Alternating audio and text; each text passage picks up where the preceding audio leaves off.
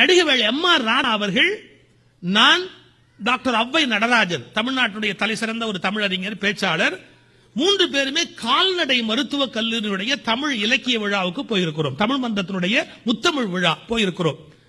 சென்னையில அரசு கல்லூரி கால்நடை மருத்துவக் கல்லூரி இருக்கிறது. அதுல 3வது மாடியிலே கலையரங்கம்.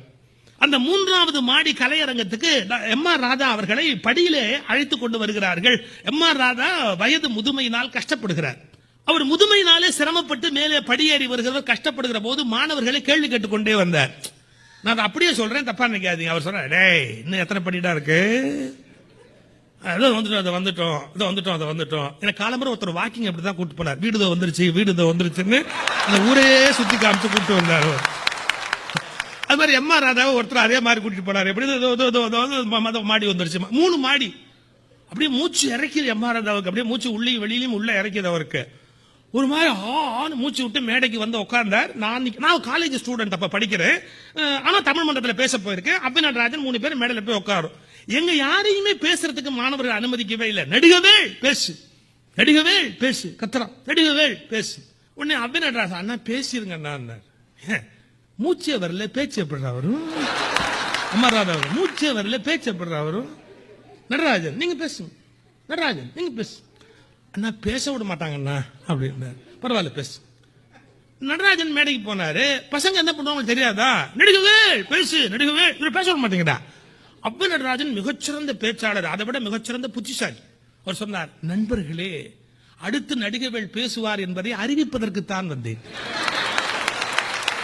அப்படி டக்குன்னு அப்படி ஒதுங்கிட்டார். அவருக்கு மூச்சு முட்டுது. அப்படியே மேடைக்கு வந்தார் எம்.ஆர். ராதா. ஏய் நீ எல்லாம் படிச்சவனடா? மாணவர்களை பார்த்து கேட்கிற, நீ எல்லாம் படிச்சவனடா? வயசான கிழவனை 3 மாடிக்கு ஏத்தி இட்டுன்னு வரைய, நீ எல்லாம் படிச்சவனடா? முடியலன்னு சொல்றேன். அதுக்கப்புறமா வான்னு மேல கொண்டாந்து உட்காத்தி வச்ச உடனே பேசுகிறேன், உனக்கு அறிவு இருக்கடா?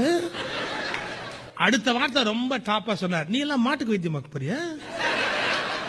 அட மனுஷன், நான் முடியலன்னு சொல்றேன், என்னையே அந்த பாடுபடுத்துறிய? மாடு ஒண்ணு சொல்லாதடா, அதுதான் நீ வைத்தியம் பண்ண போறியா? என்ன பாடுபடுத்துங்க? அடுத்த வார்த்தை சொன்னார், நடராஜன் படிச்சவன். ஆனா எம்.ஆர். ராதா ஒரிஜினாலிட்டி. நடராஜா என்ன படிச்சிருக்கிற?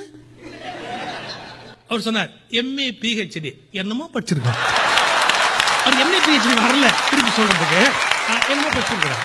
அவன் படிச்சவன்டா, அவன் டாக்டர் நடராஜன். அவன் பேச்ச நீ படிக்கிறவன் கேட்க மாட்டேங்கிற, படிச்சவன் கேட்க மாட்டேங்கிற, நாடு உருப்பிட மாட்டேன் சொல்லிட்டு அடுத்த வார்த்தை சொன்னார், நான் நடிகன்கிறதுக்காக எனக்கு என் பேச்ச கேட்கிறேன். நடிகன் பேச்ச கேட்டா நாடு உருப்பிட மாட்டேன். என்ன திங்கிங் சார்? ஒரு நடிகன் பேச்சு கேட்டா நாடு உருப்பிட மாட்டேன். பல நாங்க மேக்கப் போடுறோம், லைட்ல நிக்கிறோம், எங்களை பார்த்தா பெரிய மனுஷன் மாதிரி உனக்கு தெரியுது. ஏன்னா நடிகன் பேச்ச கேட்டா நாடு படிச்சவன் கேட்க மாட்டேங்கிறேடா. நான் படிக்காத முண்டம், நான் சொல்றேன், நான் படிக்காத முண்டம் என் பேச்ச கேட்கறீங்க, நீ எல்லாம் நாடு உருப்பிட மாட்டேன். பின்னிட்டார் மனுஷன். ஆனா ஒரிஜினல் திங்கர் அவர். கடைசியா ஒரு வார்த்தை சொன்னார், இந்த ஆனாவனா படிக்கிறான், அது ஆனாவனா எவனோ கண்டுபிடிச்சான். ஆனாவனா கண்டுபிடிச்சான் பாரு, அவன் ஆனாவனா படிக்கல.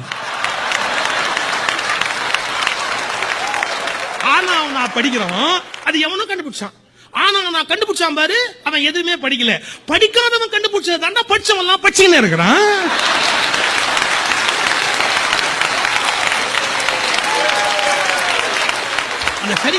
மாமா நீ என்ன ஒரு பாட்டு பாடுவார், அது மாதிரி ஒரு நடிப்பு பார்க்க முடியுமா உலகத்துல? மிகப்பெரிய நடிகர்.